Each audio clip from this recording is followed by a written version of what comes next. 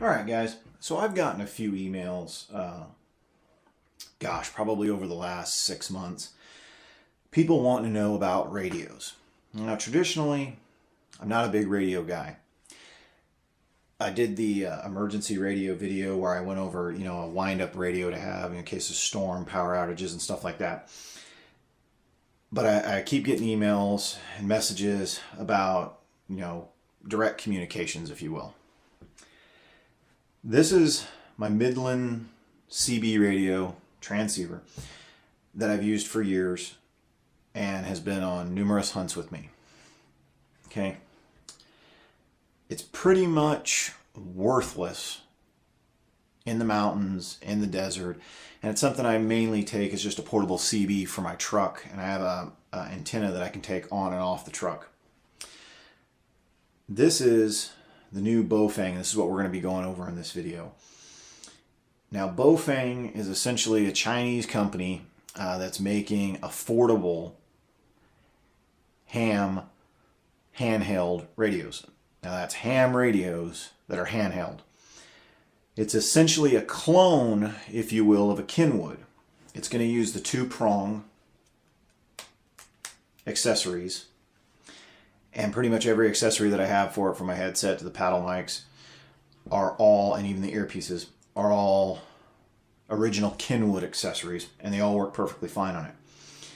You do need a ham radio operator's license to use these, except to listen to other people's traffic, and you can get police scanners, fire department scanners, other municipality type situation radios, obviously not their tactical encrypted channels, and you can also get the weather, and you can hear a lot of different people. Now, to get distance out of this beyond a couple of miles, you will need a repeater of some kind. And what's nice about these is you can program into them repeaters and other channels, and that's going to require you to look them up, and I'm not going to get into that in this video.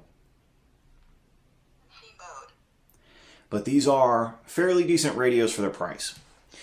But I've heard this from a lot of people, and these are often referred to as throwaway radios, if you will.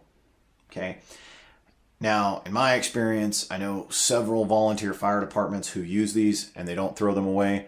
They've seen a lot of use. I've had this particular radio now for about 4 months, and it's gotten a lot of heavy usage, hiking, shooting, going out and doing some other stuff I do.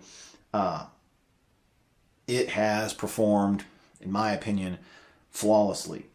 However, I do recommend getting some type of case or finding another way to adhere the battery. Now, I have a case that I utilize, but in this case, or in this radio, the battery pack itself does not snap in very well. So if you're walking around with this held in your hand without putting some type of extra adhesive, tape, gluing the battery in place, be careful with that. Or simply putting it inside a case, it's very easy to have your battery pack fall off. And this is the extended battery pack.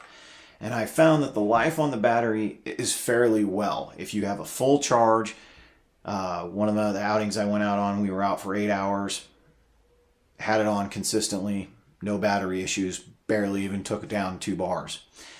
However, keep in mind, guys, that if you're not familiar with radios, the way that radios work is that it is very little power to receive traffic. So you can listen all day long, and even then some, and you're not going to burn down your battery life. But if you're one of these guys who likes to talk on his radio, you're going to drain your battery a lot quicker. It's actually where a lot of law enforcement and military codes originated. It's because back in the day, when they had radios and they had first started, the radios did not have a very lengthy battery life. So you key up on the radio and say, code 4. 49. That means you're en route. The less time you're on the air, the longer your battery lasts. So my experience is I don't broadcast a lot, if at all. So my battery lasts a long time. If you're one of the guys out there who likes to chat and all day long on your radio, you're going to want extra batteries. And it's good to have extra batteries anyways in case one gets damaged or lost. Now, comparable in size to the Midland CB transceiver, you're going to notice that there is an enormous size difference, guys. One's a lot bigger, one's a lot more compact. And with the CB radio, you're looking at just AA's. Okay, you can buy rechargeable AA's if you want. Battery life on this sucker is horrible. So there's a lot of features about the Baofeng radios. They're very hard to program if you don't have the programming software or equipment. And I'm not even going to begin to touch on that in this video. This is simply a video for you guys out there who want a starting point on a good radio to get into. I will recommend these radios. You can get them for about $30 to $40, and in some places you can even buy 4 packs for like 80 bucks. And the shipping is going to take anywhere between a couple of weeks to a couple of months, depending on who you order from. I got this off of a Amazon account, and I looked for someone who was local within the United States. I got it in a week, but I had to pay about $20 more. And I was okay with that because I didn't want to deal with an overseas company. I'd rather deal with a third party who already has them in stock.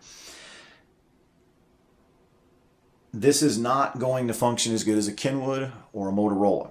So keep that in mind, that you are going to sacrifice quality for price. You're going to get what you pay for. But this will, for your average hiker, your average militia, your camping, your hunting, whatever you wish to do that is not going to be extremely strenuous, these will be good radios.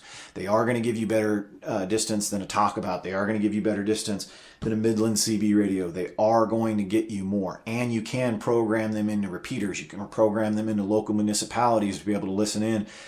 You know, if there's a riot situation or hell, you just want to listen in. And I will do another video on that. And there's other videos on YouTube from some good guys who show you where to go to get those and how to program them into your radios. So by and large, guys, you're looking for a good backup, long distance ham radio that has a lot of functions.